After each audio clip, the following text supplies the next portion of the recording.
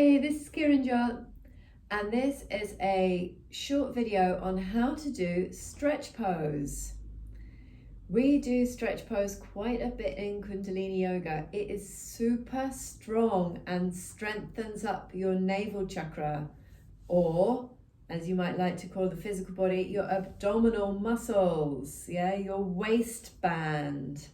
It is fierce. And we do it with breath of fire. So if you're not sure about how to do breath of fire, go back and watch my how to do breath of fire video, because we're going to do it with stretch pose. So stretch pose is done on your back.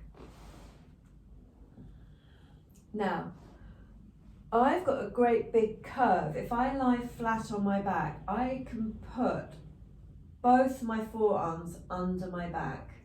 So check in, because you need your lower back glued to the floor, and this makes a big difference with how high you're going to lift your legs up, because the instructions give it that you lift your legs up just 6 inches off the floor, okay?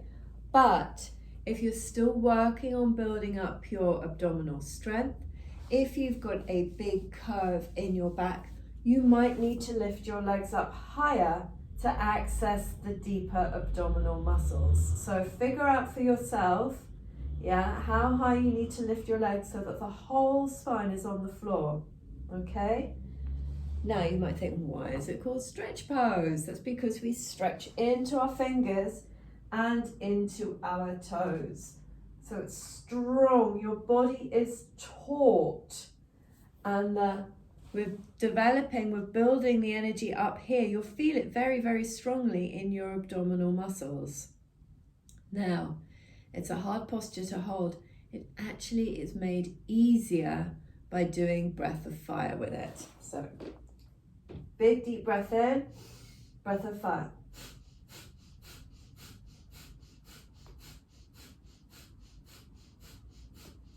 And do it for as long as you can, then to the grand finale, big breath in, hold the breath in and squeeze tight by lifting up your root lock and pulling in on your tummy like you're trying to pull in at a tight belt.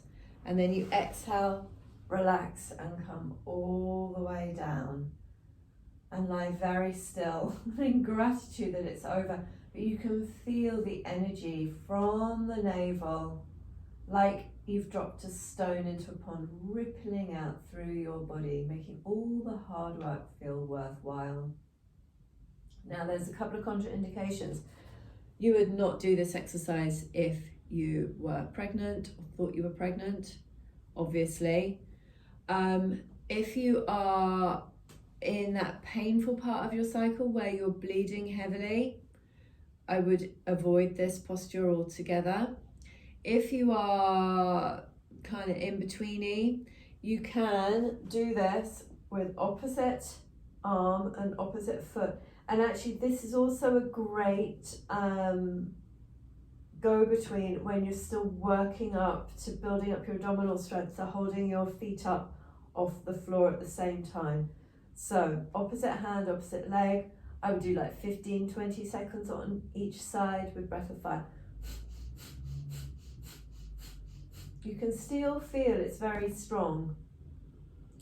And sometimes as well, say if it's going on a long time, you'll feel it, your head starts to hurt, so you can put your head down, keep your feet up, put your feet down, keep your head up.